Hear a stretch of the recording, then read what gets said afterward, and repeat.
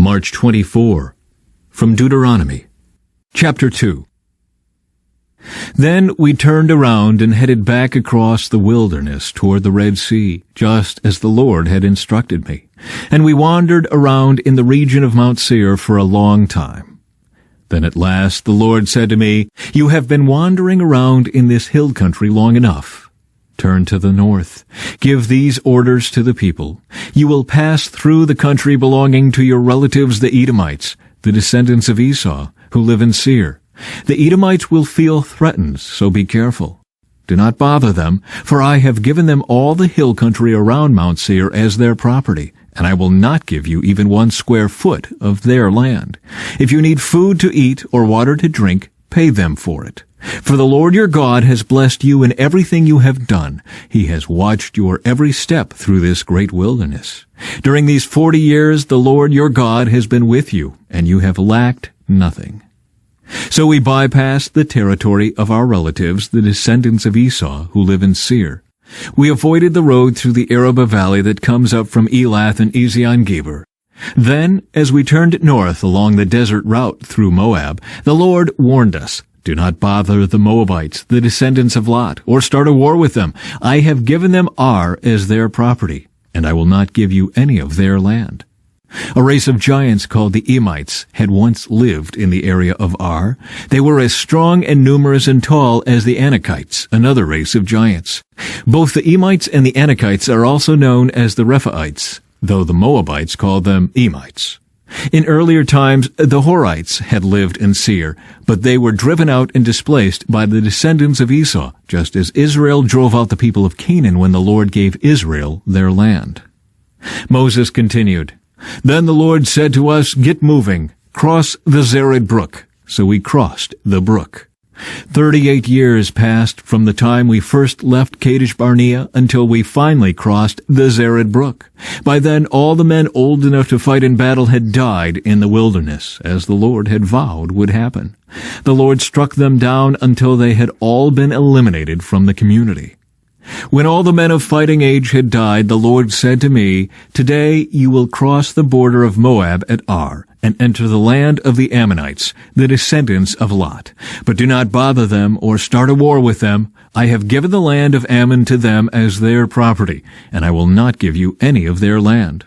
That area was once considered the land of the Rephaites who had lived there, though the Ammonites called them Zamzumites. They were also as strong and numerous and tall as the Anakites. But the Lord destroyed them, so the Ammonites could occupy their land. He had done the same for the descendants of Esau who lived in Seir, for he destroyed the Horites so they could settle there in their place. The descendants of Esau live there to this day.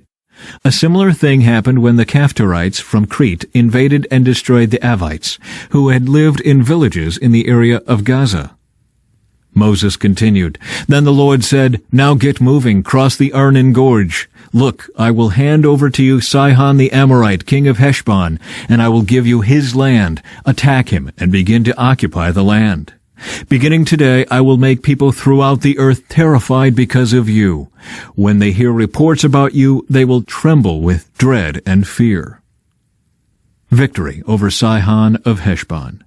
Moses continued, "From the wilderness of Kedemoth I sent ambassadors to King Sihon of Heshbon with this proposal of peace. 'Let us travel through your land. We will stay on the main road and won't turn off into the fields on either side. Sell us food to eat and water to drink, and we will pay for it. All we want is permission to pass through your land.' The descendants of Esau who live in Seir allowed us to go through their country, and so did the Moabites who live in Ar.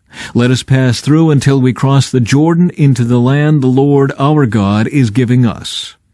But King Sihon of Heshbon refused to allow us to pass through, because the Lord your God made Sihon stubborn and defiant, so he could help you defeat him, as he has now done.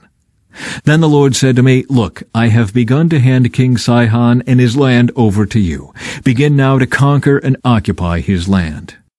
Then King Sihon declared war on us and mobilized his forces at Jahaz. But the Lord our God handed him over to us, and we crushed him, his sons, and all his people. We conquered all his towns and completely destroyed everyone, men, women, and children. Not a single person was spared. We took all the livestock as plunder for ourselves, along with anything of value from the towns we ransacked.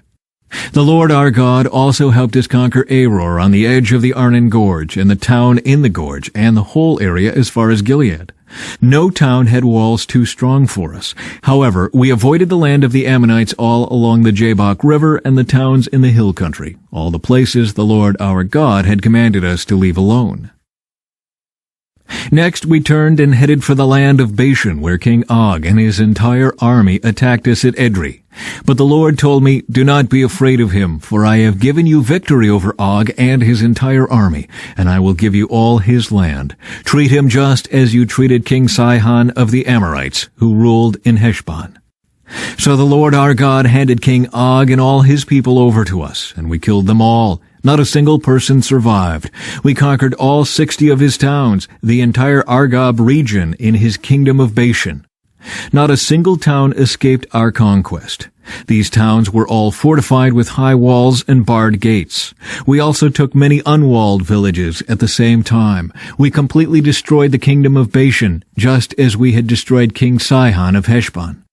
We destroyed all the people in every town we conquered, men, women, and children alike. But we kept all the livestock for ourselves, and took plunder from all the towns. So we took the land of the 2 Amorite kings east of the Jordan River, all the way from the Arnon Gorge to Mount Hermon. Mount Hermon is called Sirion by the Sidonians, and the Amorites call it Senir. We had now conquered all the cities on the plateau, and all Gilead and Bashan, as far as the towns of Salecah and Edrei, which were part of Og's kingdom in Bashan. King Og of Bashan was the last survivor of the giant Rephaites. His bed was made of iron and was more than 13 feet long and 6 feet wide. It can still be seen in the Ammonite city of Rabbah. Land division east of the Jordan. When we took possession of this land, I gave to the tribes of Reuben and Gad the territory beyond Aror along the Arnon Gorge, plus half of the hill country of Gilead with its towns. Then I gave the rest of Gilead and all of Bashan, Og's former kingdom, to the half-tribe of Manasseh. This entire Argob region of Bashan used to be known as the land of the Rephaites. Jair, a leader from the tribe of Manasseh, conquered the whole Argob region in Bashan, all the way to the border of the Geshurites and Maacathites. Jair renamed this region after himself, calling it the towns of Jair, as it is still known today. I gave Gilead to the clan of Machir, but I also gave part of Gilead to the tribes of Reuben and Gad. The area I gave them extended from the middle of the Arnon Gorge in the south to the Jabbok River on the Ammonite frontier. They also received the Jordan Valley, all the way from the Sea of Galilee down to the Dead Sea, with the Jordan River serving as the western boundary. To the east were the slopes of Pisgah. At that time I gave this command to the tribes that would live east of the Jordan. Although the Lord your God has given you this land as your property, all your fighting men must cross the Jordan ahead of your Israelite relatives, armed and ready to assist them. Your wives, children, and numerous livestock, however, may stay behind in the towns I have given you. When the Lord has given security to the rest of the Israelites, as he has to you, and when they occupy the land the Lord your God is giving them across the Jordan River, then you may all return here to the land I have given you. Moses forbidden to enter the land. At that time I gave Joshua this charge. You have seen for yourself everything the Lord your God has done to these 2 kings. He will do the same to all the kingdoms on the west side of the Jordan. Do not be afraid of the nations there, for the Lord your God will fight for you. At that time I pleaded with the Lord and said, O sovereign Lord, you have only begun to show your greatness and the strength of your hand to me, your servant. Is there any God in heaven or on earth who can perform such great and mighty deeds as you do?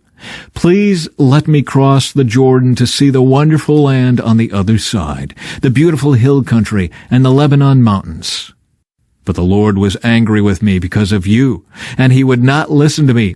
That's enough, he declared. Speak of it no more. but go up to Pisgah Peak and look over the land in every direction. Take a good look, but you may not cross the Jordan River. Instead, commission Joshua and encourage and strengthen him, for he will lead the people across the Jordan. He will give them all the land you now see before you as their possession." So he stayed in the valley near Beth Peor. From Luke. One day soon afterward, Jesus went up on a mountain to pray, and he prayed to God all night.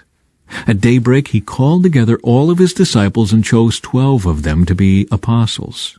Here are their names: Simon, whom he named Peter; Andrew, Peter's brother; James; John; Philip; Bartholomew; Matthew; Thomas; James, son of Alphaeus; Simon, who was called the Zealot; Judas, son of James; Judas Iscariot, who later betrayed him. Crowds followed Jesus.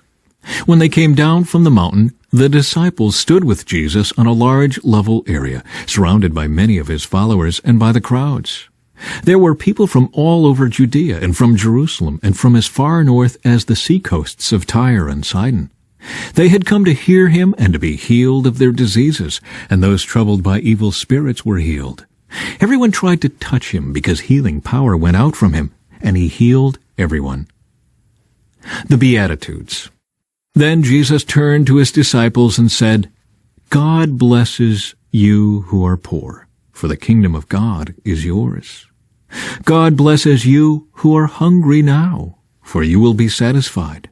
God blesses you who weep now, for in due time you will laugh. What blessings await you when people hate you and exclude you and mock you and curse you as evil because you follow the Son of Man.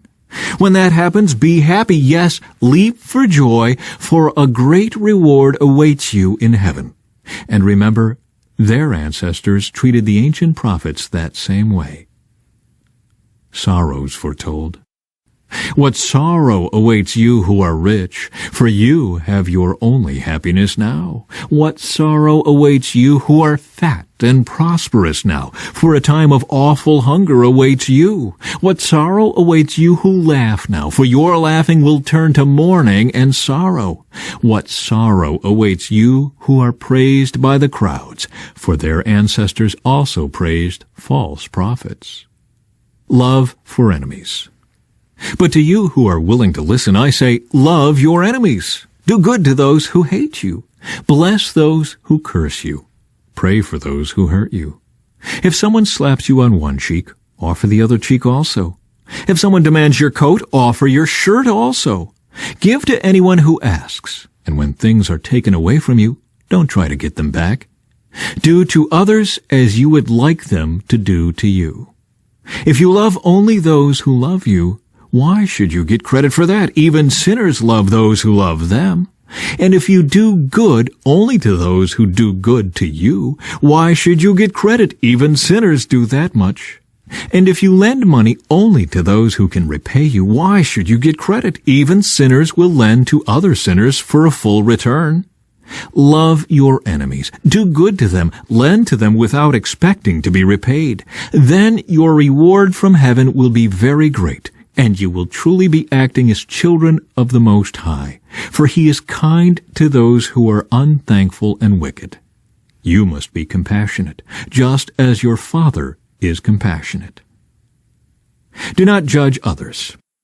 Do not judge others, and you will not be judged. Do not condemn others, or it will all come back against you. Forgive others, and you will be forgiven.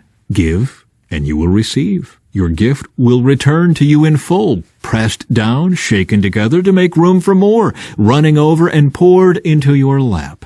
The amount you give will determine the amount you get back. Psalm 67. May God be merciful and bless us. May his face smile with favor on us. May your ways be known throughout the earth, your saving power among people everywhere. May the nations praise you, O God. Yes, may all the nations praise you.